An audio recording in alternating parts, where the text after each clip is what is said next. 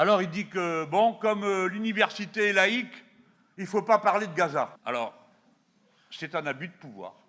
Alors moi, je recommande qu'à partir du 8, on mette des drapeaux palestiniens partout où on peut. Alors mettez des drapeaux libanais pour que les Libanais sachent qu'on ne les a pas oubliés, qu'on ne les abandonne pas au meurtre, qu'on ne les abandonne pas à la violence du voisin terrifiant qu'ils ont le malheur d'avoir à leur côté. Des électeurs très jeunes de centres urbains, de métropoles, sensibles à une forme de politique spectacle, et aussi un électorat communautarisé, souvent issu de l'immigration. Toujours dans sa volonté d'interdire le soutien aux Palestiniens, le gouvernement et plus particulièrement le ministre de l'Enseignement supérieur a interdit toute manifestation de soutien à Gaza, invoquant comme à son habitude l'atteinte à la laïcité.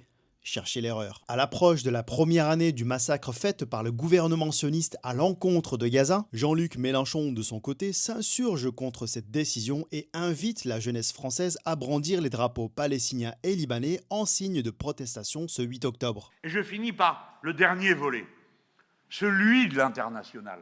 Il y a une circulaire d'un ministre que je ne nomme pas. Alors il dit que, bon, comme l'université est laïque, il ne faut pas parler de Gaza. Alors, c'est un abus de pouvoir. Parce que parler de géopolitique n'est pas attentatoire à la laïcité. La laïcité, c'est la séparation des églises et de l'État, pas l'athéisme obligatoire. Et deuxièmement, quand nous sommes à l'université, on parle d'adultes, majeurs, citoyens. Donc les majeurs citoyens, ils s'habillent comme ils veulent, ils disent ce qu'ils veulent, ils croient ce qu'ils veulent et ils parlent de ce qu'ils veulent. Parce que dans un pays libre, c'est pas parce que vous interdisez mes réunions que ça vous donne le droit d'interdire toutes les réunions. Mais j'avais prévenu. N'avais-je pas dit aujourd'hui on commence par nous, demain c'est vous? Et bien là, maintenant c'est tout le monde. Alors moi je recommande qu'à partir du 8, on mette des drapeaux palestiniens partout où on peut. De manière à ce que cette personne n'ait pas le dernier mot. Et oui, je demande à la jeunesse étudiante de s'insoumettre, de ne pas accepter cet interdit. Un drapeau qu'on pourrait mettre avec celui des Palestiniens, c'est celui du Liban.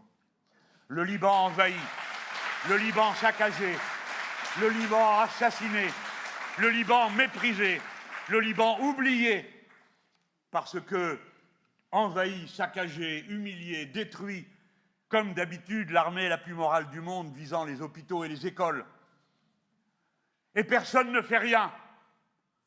Et les organismes internationaux ne font rien. Alors mettez des drapeaux libanais pour que les Libanais sachent qu'on ne les a pas oubliés, qu'on ne les abandonne pas au meurtre, qu'on ne les abandonne pas à la violence du voisin terrifiant qu'ils ont le malheur d'avoir à leur côté.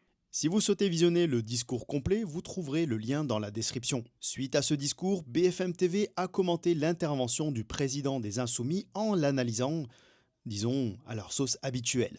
Charles Sapin, cette prise de parole de Jean-Luc Mélenchon dans le contexte, alors certes il répond à une directive du ministère de l'Éducation nationale, mais évidemment, ça pose quelques questions. Oui, bien sûr. Et finalement, Jean-Luc Mélenchon poursuit ici une stratégie qui est connue, qui dure depuis plus de 7 ans maintenant, qui est de cliver partout, surtout, et à commencer sur la question de la cause palestinienne. Au point, on s'en souvient, lors des dernières élections européennes, d'ériger cette question du conflit israélo-palestinien en thème principal de campagne. Il y avait même des lieutenants de la France insoumise qui avaient repris à leur compte des éléments de communication du mouvement terroriste Hamas et qui avaient suscité beaucoup de polémiques et de ruptures, notamment dans les rangs de la gauche même. Cette stratégie identitaire du leader insoumis vise en fait à parler à un électorat très ciblé. C'est un électorat qui avait été décrit par une fameuse note de Terra Nova en 2012, c'est-à-dire à la fois des électeurs très jeunes de centres urbains, de métropoles, sensibles à une forme de politique spectacle, et aussi un électorat communautarisé, souvent issu de l'immigration, prompt à se mobiliser contre l'oppresseur sioniste, entre guillemets. Voilà, donc c'est une stratégie qui clive beaucoup à gauche. Beaucoup s'en sont émus, que ce soit Raphaël Glucksmann de Place Publique, que ce soit Fabien Roussel du Parti communiste, ou même François Ruffin, un ancien insoumis. Mais sur le terrain, c'est vrai que cette stratégie peut être vue comme gagnante.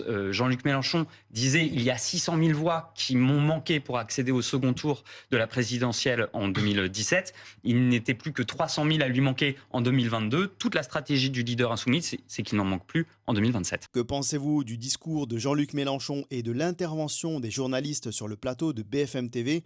Dites-le moi en commentaire.